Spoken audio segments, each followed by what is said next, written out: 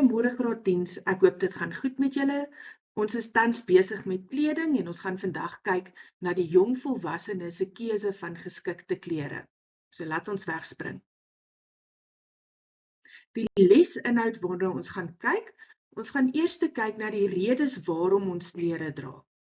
Daarna gaan ons kyk na die keuses van klere vir verskillende doeleindes en heel laaste gaan ons kyk na die faktore wat jong mense se keuse van klere beïnvloed. So laat ons begin. Eerste gaan ons kyk na die redes waarom klere gedra word. Ons het die volgende afdelings onder dit. Ek gaan nou dit elkeen in diepte met julle deurgaan. Eerstens gaan ons kyk na estetika, dan na mode, dan na status en dan na beskerming. So die woord estetika beteken dat iets vir ons mooi is. So ons gaan tog nie klere aantrek wat vir ons lelik is of waarvan ons nie hou nie.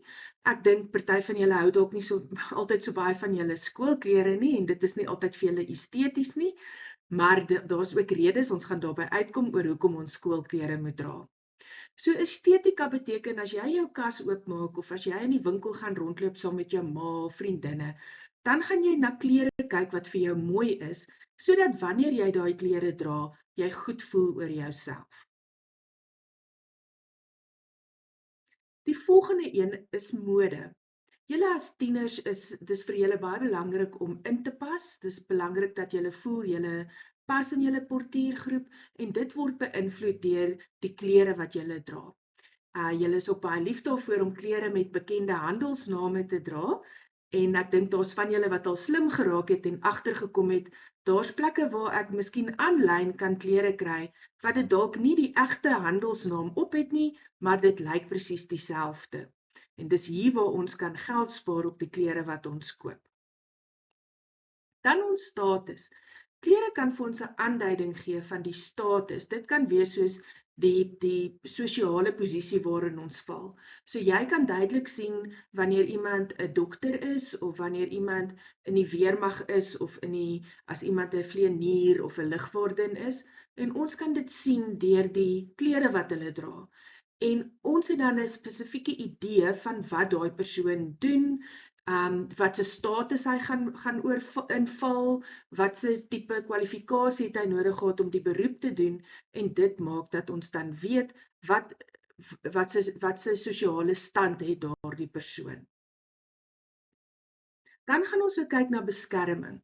Ons dra spesifieke klere om ons te beskerm.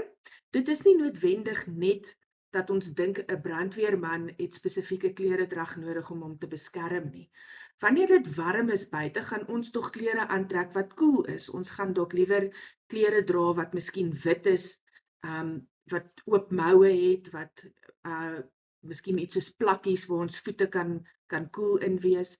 En wanneer dit koud is, sal ons dalk 'n hoodie dra of ons gaan iets dra wat ons kan warm hou.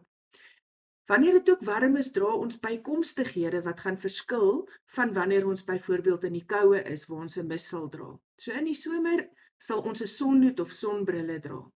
Dan is dit ook belangrik om te weet dat sekere sportaktiwiteite, byvoorbeeld of jy nou cricket speel, of jy fietsry, of jy rugby doen, of jy boks, jy gaan spesifieke klere dra om jou te beskerm en wat jou gemaklik maak, en wat dan byvoorbeeld as jy crickethelme dra, dan beskerm dit jou teen 'n bal wat jou moontlik teen die kop kan tref. So kan julle sien dat klere wat ons dra ook 'n bepaalde rol speel in die beskerming wat dit bied. Nou gaan ons kyk na die keuses van klere wat ons maak, aanhangende van die spesiale doeleindes waaraan dit moet voldoen. So ek het nou vir julle genoem van skoolklere, ons gaan kyk na sportklere, ontspanningsdrag, en dan iets waarvoor julle baie lief is die klere vir spesiale geleenthede. So wanneer ons kyk na kleredrag, na skoolklere, is daar 'n rede hoekom ons skoolklere dra. Skoolklere vorm 'n eenheid en dit maak dat ons almal geïdentifiseer kan word dat ons aan 'n bepaalde skool behoort. Dit is ook ekonomies van so 'n aard dat wanneer jy elke dag dieselfde klere moet aantrek, jou skoolklere, dan spaar jy eintlik, want omdat jy so lief is vir die mode, het jy dan 'n beperking van klere nodig, omdat jy jou skoolklere kan aandra. Ons vind ook deesdae dat daar ander maniere is van skool gaan. Ons vind dat mense na tutorsentrums of nie noodwendig na 'n formele skoolopset toe gaan nie, wat hulle informele klere aantrek. Daar is ook streng reëlings rondom dit. 'n Meisie kan nie sommer met 'n toppie gaan waar haar maag uitsteek of wat haar broek verskriklik kort is nie. So daar's nog steeds reëls ook rondom daardie kleredrag. Dan wanneer ons kyk na sportklere. Sportklere is gewoonlik iets wat vir ons wys dat dit 'n gesonde lewenstyl gewoonte is. Dit moet sterk wees, dit moet elasties wees, dit moet ook so wees dat dit goed kan asemhaal, dat ons nie onnodig warm kry daarin nie. En sportspanne word ook erken deur die sportklere wat hulle dra, deurdat hulle 'n logo op het van die sportklub waarna hulle behoort of die posisie wat hulle speel. Dan wanneer 'n mens 'n sport doen, soos byvoorbeeld fietsry, of wanneer jy draf en dit word gewoonlik bietjie donker, is dalk in die skemertyd, is dit nodig om klere te dra wat kan reflekteer sodat mense jou kan sien. Dan kom ons by ontspanningsdrag. Ontspanningsdrag is gewoonlik informeel. Dis daai drag wat jy oopmaak as jy vandag lus is om net by die huis te bly of wanneer jy dalk moet leer vir jou eksamens. Dit gaan gemaklik wees, dit pas by die seisoen, dis maklik om te versorg en dit is iets algemeen wat die meeste mense as ontspanningsklere aantrek, is miskien 'n sweetpak of 'n denim met 'n gemaklike T-hemp. Dan kom ons by spesiale geleenthede.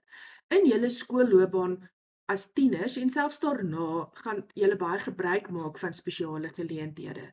En daarom is dit belangrik dat as jy moet geld spandeer op iets soos 'n matriekafskeidrok of 'n Valentynsbalrok of selfs 'n pak vir die seuns, is dit belangrik dat daai klere elegant en formeel moet wees. Maar dis ook belangrik dat dit veelsidig is, sodat jy dit weer na ander geleenthede ook kan dra, sonder dat jy geld uitgehaal het bloot op 'n item wat jy een keer in jou lewe gaan aantrek. So kies vir iets wat jy kan meng en pas, waarvan die tekstielstowwe van so 'n aard is dat dit langer in die mode gaan bly, want dan gaan jy 'n item hê wat jy na 'n paar spesiale geleenthede kan aantrek. Dan gaan ons kyk na die faktore wat jong volwassenes se keuse van klere beïnvloed. So ons het 'n sosio-ekonomiese omgewing waarin ons bly, ons het kultuur en godsdiens, ons het portuïervoorkeure, persoonlikheid en ons leefstyl. Wanneer ons kyk na sosio-ekonomiese omgewing, dan kyk ons na die inkomstegroep waarin mense val. Wanneer iemand in 'n lae inkomstegroep val, dan gaan daar 'n groot balans tussen sy behoeftes en sy wense wees. Mens kan nie noodwendig die duurste sneakers of die duurste T-hemp wat daar is bekostig nie, maar jy kan nog steeds vir jou iets wat min of meer so is teen 'n goedkoper prys koop. Dan kry ons middelinkomstegroep. Ons middelinkomstegroep is daar ook 'n balans en dis iemand wat 'n stabiele inkomste het. So jy gaan miskien aan die einde van die maand daai ekstra geld hê om dalk net vir jou ietsie ekstra te kan koop. Wanneer ons na die hoë inkomstegroep kyk, dan fokus hulle op gehalte en styl. So hulle kan duurder items koop, hulle kan by verskillende winkels ook items koop, omdat hulle 'n inkomste het wat maak dat hulle meer sal kan aankoop. Dan kyk ons na kultuur en geloof. In Suid-Afrika het ons baie verskillende kulture en ook gelowe wat beïnvloed, wat maak dat die kleredrag wat ons aantrek beïnvloed gaan word. As julle op die skyfie kyk, sal julle sien, ek het vir julle gesê dat Suid-Afrika het ons baie kultuurgroepe. Ons het baie van die mense in ons land wat lief is daarvoor om tradisionele klere te dra. Dan het ons ook gelowe soos moslemvrouens en moslemmans. Ek het vir julle 'n prent op bygesit. Julle sal duidelik kan sien, ons almal erken dit, ons almal weet dat van die vrouens moet boerkas dra, meeste van hulle se gesigte is bedek. Die moslemmans dra kaffias as hulle die moskees besoek.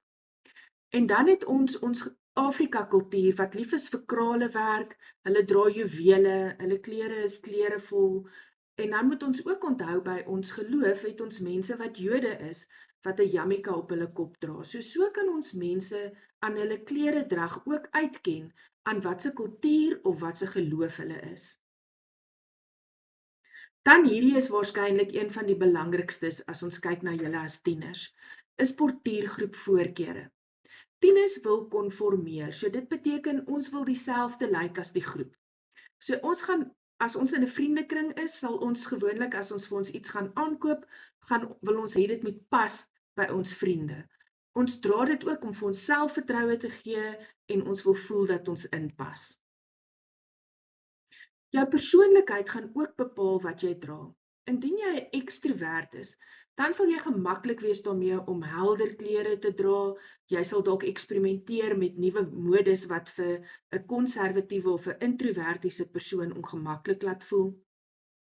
Waar 'n introvert sal lief wees daarvoor om gewoonlik eenvoudige klere te dra, eenvoudige subtiele kleure te gebruik en is nie lief daarvoor om noodwendig uit te staan nie. Dan jou leefstyl. Elkeen van ons het 'n ander leefstyl.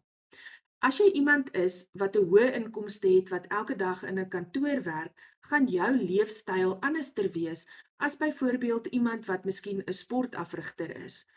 Jy gaan ander klere dra omdat jy op 'n ander manier moet funksioneer deur die dag.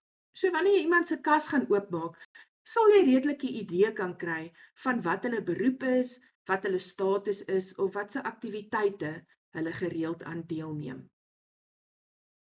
So ek het hierso vir julle 'n samevatting gemaak. Iets wat baie lekker is wanneer mense hierdie werk leer is om vir jou breinkaart te maak. Ons kan vinnig alles gou-gou saamvat. Ons het keuses van geskikte kleredrag, jong volwassenes, dis julle tieners. So julle het bepaalde keuses van kleredrag. Daar's 3 bepaalde keuses. Die eerste ene is die redes hoekom ons klere dra.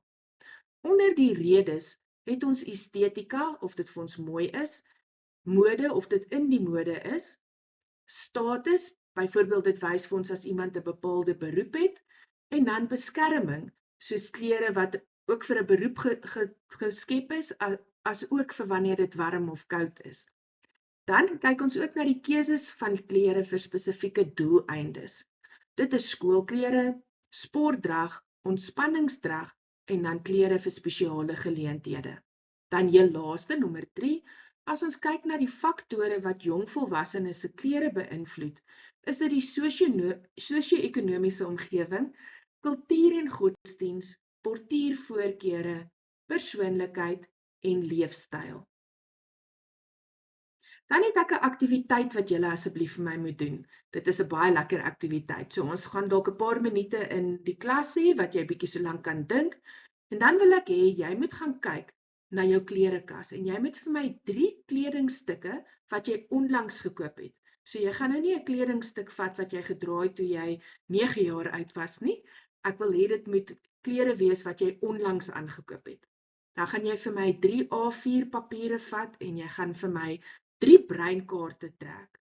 Op hierdie breinkaarte wil ek hê julle moet kyk, ek het vir julle blokkies gemaak van die kledingstuk en die beskrywing, so jy gaan nou daar vir my inskryf. As jy miskien 'n nuwe denim gekoop het, dan gaan jy denim vir my daar skryf. En dan wil ek hê, jy moet deur elkeen van daai blokkies gaan en vir my kyk wat het gemaak dat jy op daai stadium in tyd spesifiek daai denim byvoorbeeld gekoop het. So ek wil hê jy moet gaan identifiseer die faktor en skryf minstens 1 volledige sin om dit te verduidelik. Jy gaan waarskynlik as jy by denim kom, gaan jy dalk nie die kultuur of godsdiens blokkie gebruik nie, jy gaan miskien die prys of vriende gebruik, so dan gaan jy net rondom daardie vir my 'n relevante ene kies en vir my 'n volledige sin skryf oor hoekom jy daardie ene gekies het. Dan gee ek julle nou kans, indien jy enige vrae het, ek gaan vir julle 'n bietjie tyd in die klas gee, dink oor die werk. As jy dalk 'n interessante feit het wat jy weet, miskien is daar iets in die mode wat nuut is waarvan nie enigeen van ons weet nie. Dan het ek ook die les vir julle op Google Classroom gelaai. So as jy weer deur dit wou gaan of as jy dalk vir jou lekker opsommings wou maak vir julle eksamen wat een van die dae begin, dan is jy meer as welkom. Baie dankie dat julle na my les geluister het. Julle moet julle dag geniet.